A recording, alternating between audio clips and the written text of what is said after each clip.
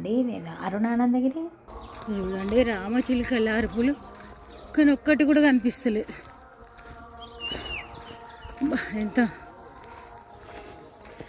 ఎంత చక్కగా అరుపులు వినిపిస్తున్నాయి చూడండి, కానీ ఒక్క పక్షి కూడా కనిపిస్తలేదు.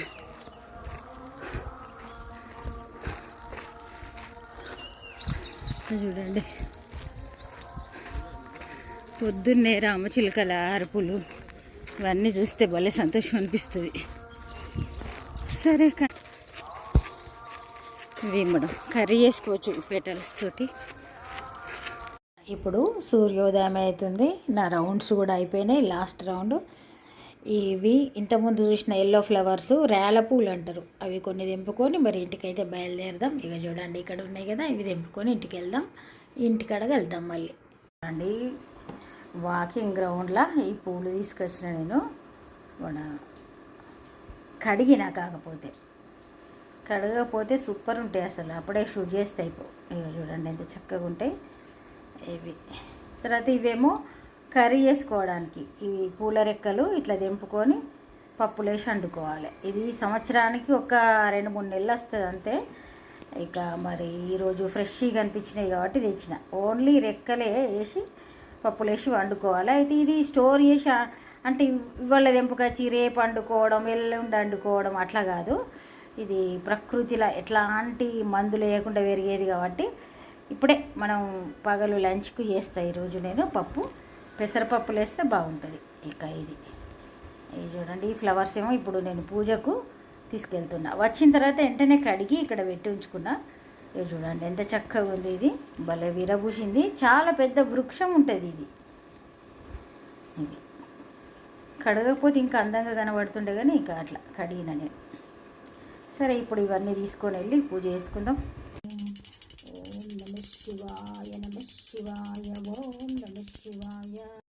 పూజ అయితే సంపూర్ణమైంది. అయితే 108 రకాల పుష్పాలు శివునికి సమర్పిస్తున్నా కదా, దానిలో భాగంగా ఈరోజు ఈ పూలు తీసుకొచ్చి పెట్టిన.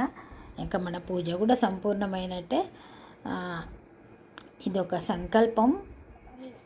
కొన్ని మనం స్వతహాగా అనుకొని చేయకుండా ఆ భగవంతుడే ఏదో రూపకంగా మనతోటి చేయిస్తాడు అనుకోవచ్చు. అట్లనే నేను ఈ పూజ చేస్తున్నా.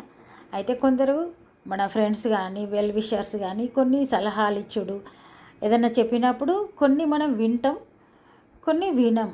కాకపోతే ప్రతి వాళ్ళు చెప్తుండంటే ఫస్ట్ వినడానికి ప్రయత్నం చేయాలి. ఎందుకంటే వాళ్ళు భగవంతుడు అనేది ప్రత్యక్షంగా మనకు కనిపించడు కదా. అట్లా ఏదైనా కానీ పెద్దవాళ్ళు ఎవరైనా చెప్పిందంటే ఫస్ట్ వినడం ముఖ్యం. ఏ విషయమైనా విన్న తర్వాత అప్పుడు దాన్ని ఆలోచించుకొని నిర్ణయం తీసుకోవాలి. అట్లా తీసుకున్న నిర్ణయమే నేను ఈ శివునికి 108 రకాల పుష్పాలు సమర్పించడం.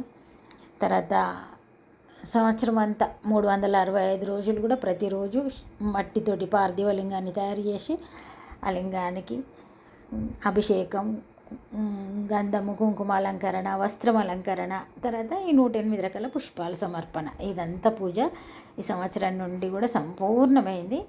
ఇక ఈరోజు ఈ పూజ సంపూర్ణమైంది. అనుకోకుండా ఈరోజు 16 రకాల పుష్పాలను కూడా సమర్పించడం జరిగింది. చాలా సంతోషం అనిపిస్తుంది. కొందరికి రకరకాల ఇష్టాలు ఉంటాయి కదా, ప్రతి ఒక్కరికి ఒకటి. అట్లా ఈ పూజ నేను చేద్దామని ఒక ప్లాన్ కొద్ది చేసింది కాదు. ఆ భగవత్ సంకల్పంతో ఒక్కొక్కసారి వేరే వాళ్ళు మనకి ఏదైనా సలహా ఇచ్చినా కానీ అది మనం తీసుకొని చేస్తున్నామంటే అది మనకు రాసి పెట్టింది అనుకోవాలి అంతే. ఇంకా ఒక్కొక్కసారి మనం కొన్ని విషయాలు కొందరికి చెప్పినా కూడా వాళ్ళకు నచ్చాయి, వాళ్ళు పాటించారు కదా.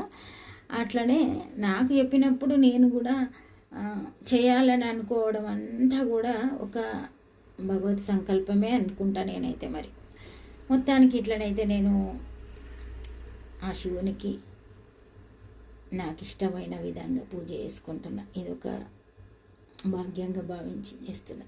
సరే దశాంగం కూడా వేసినాం. ఇక బయటకు వెళ్దాం. అయితే 16 ఉపచారాలు చేయాలంటారు ఏ పూజలైనా. ఈరోజు అనుకోకుండా మనకు 16 రకాల పుష్పాలు ఒకటే రోజు సమర్పించిన, అన్నిటికంటే ఎక్కువ 32 రకాలు ఒక రోజు సమర్పించినట్టున్నా. ఇక 108 అంటే రోజు అవుతూ ఉంటాయి కదా.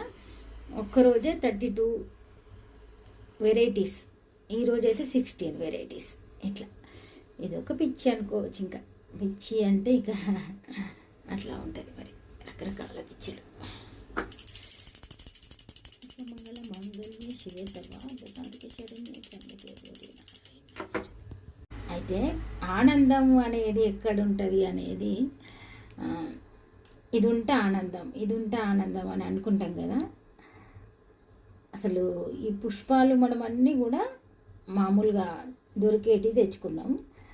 ఇవన్నీ సమకూర్చుకొని దేవునికి ఈరోజు 16 రకాలు పెట్టినందుకు భలే సంతోషం అనిపిస్తుంది. ఈ సంతోషం మరి ఒక డబ్బుతోటి వచ్చింది కాదు. అట్లా అంటే మనకు డబ్బు ఉంటేనే సంతోషము ఏదన్నా అనుకుంటాం కదా. అప్పుడప్పుడు డబ్బు ఉన్న ఒక సంతోషాన్ని తెచ్చి పెట్టలేదు. సంతోషం అనేది మనమే సృష్టించుకోవచ్చు కావచ్చు. ఒక్కొక్కసారి మనతోటి మనకు కూడా సంతోషం రాదు. ఇట్లా సంతోషం అనేది డబ్బుతోటి ముడిపడి ఉండదు, దీంతో సంపదతోటి ముడిపడి ఉండదు.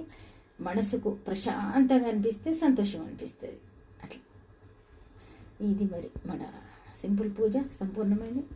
ఈరోజు మన బ్రేక్ఫాస్ట్ ముంబై రవ్వ ఉప్మా వేస్తున్నా. సింపుల్, మనకు అందరికీ తెలిసిందే. ఇక చక్క చేసేద్దాం. పూజ ఎక్కువ టైం తీసుకున్నది కాబట్టి ఇక తొందరగా ఫినిష్ చేద్దాం బ్రేక్ఫాస్ట్. ఇప్పుడు టీ కూడా పెట్టి ఉంచిన. ఈ టీ కూడా మనం బ్రేక్ఫాస్ట్ తిని టీ తాగుదాం. మరి అయితే పగలు ఈరోజు రేల పూలతోటి పప్పు చేస్తా కాబట్టి పగలు లంచ్ టైంలో కలుద్దాం. మరి ఇక ఇప్పుడైతే తింటే రండి. ఈరోజు మరి మన కర్రీ రేల పూల పప్పు చేస్తా.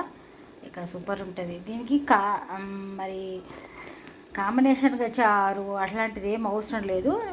మంచిగా పొడిగా ఉండేటట్టు పప్పు వేడిది, అప్పుడే అన్నం వేడిగా పప్పు వేడిగా చేసుకొని ఏదైనా చట్నీలు ఎట్లా ఉంటాయి కదా, చట్నీతోటి సర్వ్ చేసుకోవచ్చు. ఇప్పుడు సమ్మర్ కాబట్టి మరి సల్లా చేస్తున్నా కదా. అయితే ఈ పప్పు చేసినప్పుడు ఇది పుల్లగా భలే ఉంటుంది. అందుకని దీని టేస్ట్ మనకు తెలవాలంటే ఆ కర్రీతోటి తింటేనే బాగుంటుంది. 10 రకాలు తింటే ఏది రుచి తెలియదు కదా. అట్లా మొత్తానికి ఇంకా తెలంగాణలో ఎక్కువ శాతం ఒక కర్రీ చేసుకున్నదే ఉంటుంది. ఒక కర్రీ చారు, సాంబారు, రసం అట్లా. ఏదో రసం కాదు, ఓన్లీ చారు. తెలంగాణ స్పెషల్ చారు. పచ్చి పులుసు అంటారు కొందరు, దాన్నే మేము చారు అంటాం. వేడి చేసేది కాదు కాబట్టి పచ్చి పులుసు అంటారు. ఒక కూర చారు చేసుకునే సంస్కృతి ఇక్కడైతే. ఇప్పుడు మనం కాలం మారుతున్న కొద్దీ 12 కూరలు చేసుకుంటున్నాం. ఇక అదే విషయం మరి. నేను అరుణానందగిరి. ఇక ఈరోజు మనం రేల పూలతోటి పప్పు చేసుకుందాం. పొద్దున వాకింగ్ నుండి తెచ్చిన కదా, వాటి రెక్కలే, ఓన్లీ పూల రెక్కలతోటే మనం కర్రీ చేసుకోవాలి. 3 సార్లు మంచిగా గడిగినాం. దీనిలో కూడా పురుగు ఉంటుంది, కాకపోతే ఇక్కడ ఓన్లీ పూలన్నీ తీసి ఒలిసి మంచిగా కడిగి పెట్టుకున్నా. ఇప్పుడు ఇక్కడ చూడండి. ఇప్పుడు పప్పు చేద్దాం. మంచిగా కడిగి పెట్టుకోవాలి. దీనిలో ఉప్పేసి కడుగుడు అట్లా ఇట్లా ఏం అవసరం లేదు. అంటే ఫ్రెష్ ఉన్నాయి కాబట్టి నేను పూను దానికి విప్పి పెట్టిన. మీరు ఎప్పుడో వాడిపోయినాయి అట్లాంటివి అయితే ఇక జాగ్రత్తలు తీసుకొని చూసుకోవాలి. అంటే పురుగు ఏదన్నా ఉంటుంది అని అనుకుంటే మంచిగా జాగ్రత్తగా చూసి చేయాలి. ఇప్పటికీ 3 టైమ్స్ మంచిగా కడిగిన. అయితే ఇట్లా రాసి కడుగుతేనేమో ఇవన్నీ రెక్కలు రకంగా అవుతాయి కదా, అంత పాడైనట్టయితే. అందుకని మంచిగా సున్నితంగా కడగాలి. కడిగినాం తర్వాత ఇక చూడండి, ఉల్లిగడ్డ, పచ్చిమిర్చి, కొత్తిమీర, తర్వాత ఇక ఇప్పుడు నూనె వేసుకుందాం. తక్కువ ఆయిల్ తోడి వేసుకోవచ్చు. తర్వాత ఇక ఇదొక రకమైన కర్రీ. రెగ్యులర్గా మనం అన్ని కూరగాయలు కొనుక్కొని చేసుకుంటాం, కానీ ఇదైతే మనకు ప్రకృతి పరంగా దొరికిన ఒక ఔషధమే అనుకోవచ్చు. ఇంకా అన్ని సంవత్సరానికి ఒక 2-3 నెలలు ఉంటుంది అంతే. జీలకర్ర వేస్తున్నా. ఇక చూడండి, ఇంట్లో అల్లం వేసిన, ఇక వెల్లుల్లిపాయలు కూడా వేసి దంచుదాం. అయితే ఈ ఉల్లిగడ్డ, పచ్చిమిర్చి అందులో వేసిన తర్వాత ఇది దంచుతా. ఇక చూడండి, ఉల్లిగడ్డ, పచ్చిమిర్చి అవి ఫ్రై కావాలి. ఆ లోపల ఇది దంచుతా. నేనైతే అల్లం పేస్టు రెడీగా చేసి పెట్టుకుంటా. వెల్లుల్లిపాయలు రోజు వేస్తున్నా, అట్లయితే ఫ్రెష్గా ఉంటుంది. అంతకుముందు అయితే అల్లం, వెల్లుల్లిపాయలు 2 కలిపి పేస్ట్ చేసి పెట్టేదాన్ని. నెలకోసారి పెట్టుకునేదాన్ని మునుపు. ఇప్పుడు నెలకోసారి పెడుతున్నా కానీ ఒక 1/2 కేజీ అల్లము, ఓన్లీ అల్లమే పొట్టు తీసి పసుపు ఉప్పు వేసి మరి ఫ్రిడ్జ్లో పెట్టి ఉంచుకుంటా. వెల్లుల్లిపాయలు ఏ రోజు ఆ రోజు వేస్తున్నా. అట్లా మొత్తానికి ఇక మన ఉల్లిగడ్డ ఫ్రై అయింది కదా. ఇప్పుడు అల్లం వెల్లుల్లి పేస్ట్, మనం దంచుకున్న అల్లం వెల్లుల్లి పేస్టు వేయాలి.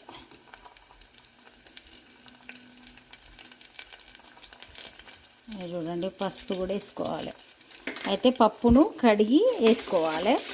మీ ఇష్టం, 2 రకాలుగా వేసుకోవచ్చు. అయితే కడిగాన్ని వేసుకోవచ్చు, కడగకు కూడా వేసుకోవచ్చు. ఏ రకంగా అంటే మరి అది ఎట్లా ఉంది అనేది మీకే తెలిసి ఉంటుంది కదా. ఫ్రెష్గా ఉంది నీట్గా అనుకుంటే కడగకుండా వేసుకోవచ్చు, మీ ఇష్టం అది. ఇప్పుడు కొత్తిమీర కూడా ఫైనల్గా కొంచెం వేసుకుందాం అనుకుంటే ఉంచుకొని కొంచెం వేయచ్చు. ఈరోజు మన దగ్గర కొత్తిమీర చాలా తక్కువ ఉంది. నేను ఇలా పప్పు కడుగుతా, 1 కప్ వేస్తున్నా. ఇక ఈ లోపల ఇవన్నీ వేద్దాం. ఇట్లా పైన నుండి ఇట్లా తీసి, ఓన్లీ రెక్కలే ఉన్నాయి, అన్నీ నీట్గా కడిగిన ఇట్లా వేసేయాలి అంతే.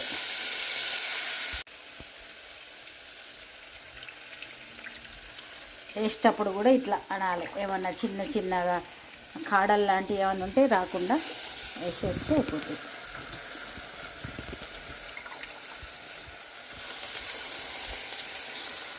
కలుపుతాను. తక్కువ సిమ్ మీదనే ఉంది మనకు స్టవ్. అడిగిన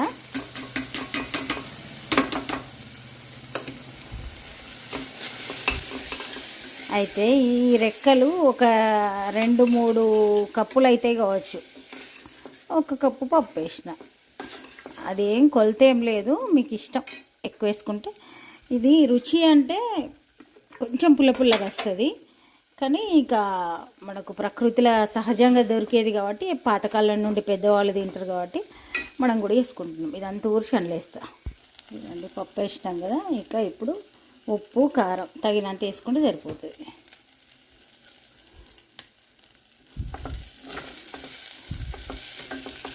ఇది ఎప్పుడైనా ఫ్రెష్గా చేసుకొని తింటే మంచిగా ఉంటుంది. ఇక అన్నీ మనం రకరకాలు తింటూనే ఉంటాం కదా. అప్పుడప్పుడు ఇట్లా న్యాచురల్గా ఇది మనం చెట్టుకు తెంపుకొని వండుకుంటున్నాం, కొనలేదు. అట్లా దొరికేటి అప్పుడప్పుడు వండుకోవాలి. అయితే ఈరోజు నేను వాకింగ్ గ్రౌండ్లో తెచ్చేటప్పుడు ఒక పెద్ద ఆయననే వచ్చి ఇది వండుకుంటారు కదా అమ్మ, మేము పాతకాలంలో వండేటోళ్ళు అంటే ఇప్పుడు కూడా వండుకుంటాం మేము సంవత్సరానికి ఒకసారి అని నేను చెప్పిన. అయితే ఆయన ఇక రేపు ఎప్పుడో తెంపుకుంటాడు. అట్లా వాటర్ వేద్దాం. వాటర్ కొలత అంటే 1 కప్పు పప్పు అయితే 1.5-2 వేసుకుంటే సరిపోతుంది. అయితే ముద్దలాగా కావద్దు, పప్పు ఉడకాలి కానీ ముద్దలాగా కావద్దు, అట్లయితే మంచిగా ఉంటుంది. చూడండి ఈ ఫ్లవర్ పెటల్స్ అన్నీ తేలుతున్నాయి కదా. అయితే ప్రకృతిలో సహజంగా దొరికేది ఏదైనా ప్రతిదీ ఒక ఔషధ మొక్కలాగానే పనిచేస్తాయి. పాతకాలం నుండి పెద్దవాళ్ళు సీజనల్గా దొరికేటి వండే అలవాటు ఉండే, అందులో ఇది కూడా ఒకటి. అందుకని నేనైతే ప్రతి సంవత్సరం కంటిన్యూగా వండుతున్నా. లాస్ట్కు స్టవ్ బంద్ చేసేటప్పుడు మళ్ళీ కొత్తిమీర వేస్తా. ఇది విషయం. ఒక 10 మినిట్స్లో ఉడుకుతుంది. ఈ లోపల నేను ఇంకా టేబుల్ మీద సర్దుకొని చల్ల కూడా చేస్తా అంతే. చూడండి మన రేల పువ్వు ఇట్లా రెడీ అవుతుంది. ఉడకాలి, ఇది ఇంకా ఉడుకుతూ ఉంటుంది. అయితే దీనిలో ధనియాల పొడి వేసుకోవడం అనేది అది మీ చాయిస్. ఎందుకంటే వేరే ఫ్లేవర్స్ ఏది లేకుండా అది ఉన్నట్టుగా తిన్నప్పుడే దాని టేస్ట్ బాగుంటుంది. ఎందుకంటే ఇంట్లో అల్లం వెల్లుల్లి పేస్ట్ ఉంది, కొత్తిమీర కూడా ఉంది కదా, సరిపోతుంది. న్యాచురల్గా ఒక పువ్వు మనం తినాలనుకుంటున్నాం కాబట్టి దాన్ని రుచి తెలవాలంటే ఇట్లా ఏం కలపకుండా తింటేనే బెటరు. ఇది చూడండి చల్ల కూడా చేసిన. ఇప్పుడు ఇది ఫ్రిడ్జ్లో పెట్టుకుందాం. ఇక చూడండి చక్కగా ఉడికిపోతుంది, ఉడకనిద్దాం. చూడండి రెక్కలని కనపడుతున్నాయి కదా. అయితే ఇంకా కారం మీకు కావాలనుకుంటే వేసుకోవచ్చు. ఇక ఎక్కువ కారం ఉండద్దు మాకు, అంటే కరెక్ట్ ఉంటుంది. ఎందుకంటే అల్లం వెల్లుల్లి పేస్ట్ ఘాటు పచ్చిమిర్చి కూడా వేసిన కదా, తర్వాత మిరప్పొడి కూడా వేసిన. ఈ పప్పు ఎట్లుండాలంటే ఉడకాలి, కాకపోతే ముద్దగా మారద్దు, కొంచెం కలుపుకునేటట్టుగా ఉండేటట్టు ఉండాలి. అందుకని మనం చూసుకుంటూ ఉండాలి. మరి ఈడబెట్టి అటు ఇటు పోతే అట్లా బాగుండదు. అది మన రేల పూల పప్పు రెడీ అయిపోయింది, సూపర్గా రెడీ అయింది చూడండి. ఇక ఇది చట్నీలు సల్లా దేంతో అన్న తినచ్చు. అయితే ఇది ఎట్లా ఉంటుంది అనేది పప్పుతోటి మనం అన్నం తిన్నప్పుడు మంచిగా తెలుస్తుంది. అందుకనే నేను దీనికి చారు ఉంటుంది, చారు ఉంటే బాగుండదు. ఎందుకంటే మళ్ళీ మనం పప్పు కలిపిన తర్వాత చారు కలుపుకుంటే ఇక దాని టేస్ట్ తెలియదు. అందుకని ఇక అవసరం లేదు దీనికి. ఈరోజు మన కర్రీ రేల పూల పప్పు చేసుకున్నాం కదా, ఇక అవే ఫ్లవర్స్ కొన్ని టేబుల్ మీద పెట్టిన. ఇవి ఎంత అందంగా కనిపిస్తాయి అసలు. ఇది చూడండి, పప్పు రెడీ అయిపోయింది. వేడి అన్నం, పప్పు, చల్ల పెరుగు, చూడండి పెరుగు, ఇక ఫ్రూట్స్, మళ్ళీ మనం లంచ్ తర్వాత కడిగి చేయడానికి టమాటా చట్నీ. ఇంతే సింపుల్ లంచ్.